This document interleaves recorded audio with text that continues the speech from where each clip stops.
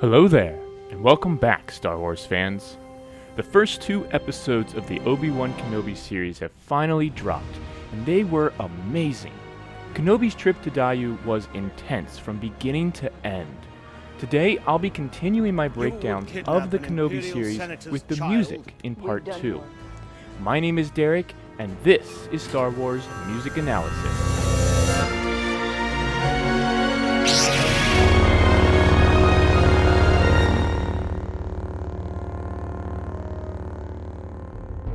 Do it. So for most of the episode, the goal of the music was to give a general underlying tone of slight tension.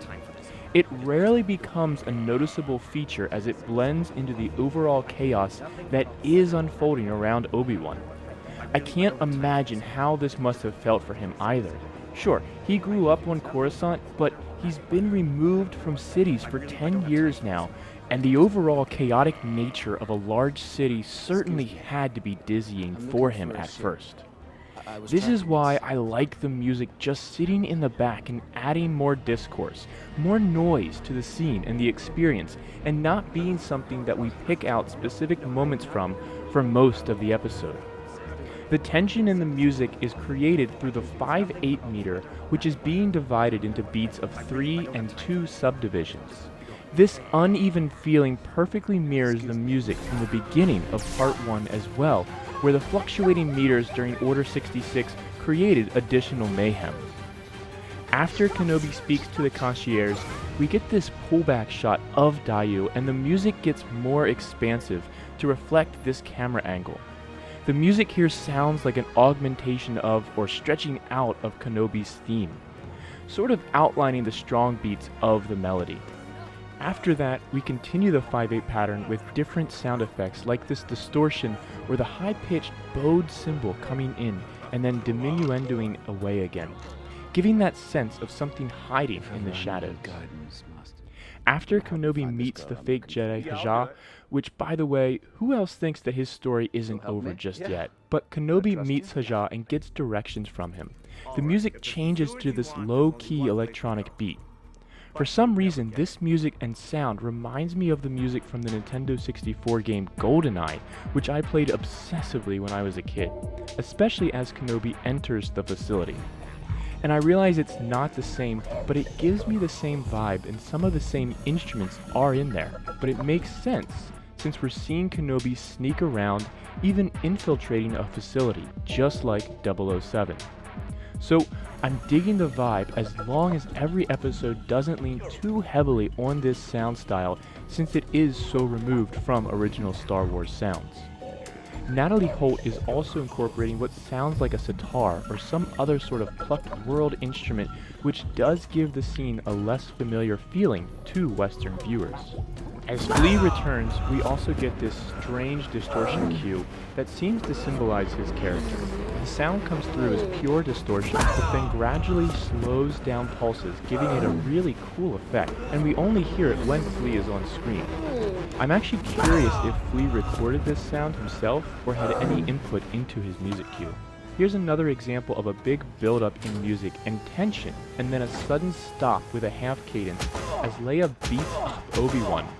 It's clear in this episode that he's been detached from the Force and really hasn't been developing any of his skills in order to hide. As a Jedi, he should have seen that hit coming. After this, in my opinion, was a missed opportunity. I would have loved to seen some diegetic music coming from something in the actual scene, as Obi-Wan and Leia walk through the market on Daiyu. As the Grand Inquisitor and his backup arrive, we hear the Inquisitor theme again. I was still unsure whether this was his theme or their theme, but eventually we see examples where this is being used when the Grand Inquisitor is not actually present. So it makes sense that this is an Inquisitor theme. As the hunt for Kenobi begins, the 5/8 music comes back, this time far more intense and louder as the threat becomes far more obvious and exposed. And at this point, the music for the episode begins to greatly become recycled. Here's another moment for the chase music. Also, I love this bass trombone splattering out that bottom octave here of the Inquisitor theme. It just sounds so visceral. The Inquisitor theme is immediately juxtaposed by Kenobi's theme. The melody is sounded severely heroic now, but that background music throws it into turmoil. And then we get this brass cue. These are the moments that always come through for me as being the Star Wars sound. These quick articulations in the brass, and especially the trumpets. As Reva looks out, we get these tribal horn sounds that Natalie Holt referenced in her Vanity Fair interview as well, and I have to agree with her. They're a terrifying but awesome sound. We also seem to get this motif specifically for Reva while she's parkouring across Daiyu. Then we get this subtle nod to the Force theme, which is foreshadowing Leia's failed leap, leading Kenobi to reconnect with the Force in order to save her. Personally, I would have gone full-on Force theme here as he struggles to find it, but we do get Kenobi's theme again as Leia is gently lowered to the ground below. As Reva locks in on Obi-Wan, the music playing follows the harmonic progression of the Inquisitor's theme, and you can even hear it subtly mixed in. And as she reveals to him that Anakin and Vader are alive, I was really hoping for at least a slight Vader theme here. But I also want to believe that this ascending minor third is an allusion to the Emperor's theme as well. Tell me what you think below. And McGregor's face acting here is incredible. So many emotions, so many questions. At the end, as Kenobi reflects on what he just learned, the music seems to almost breathe at first if you listen closely, almost reflecting Vader's impending breathing. But I had the same wish when we see Vader at the end. A low, subtle Vader theme here would have been the perfect way to end this episode. What is it? This is a problem I had with Book of Boba Fett as well. There was too much avoidance of the legacy themes that belong to these characters.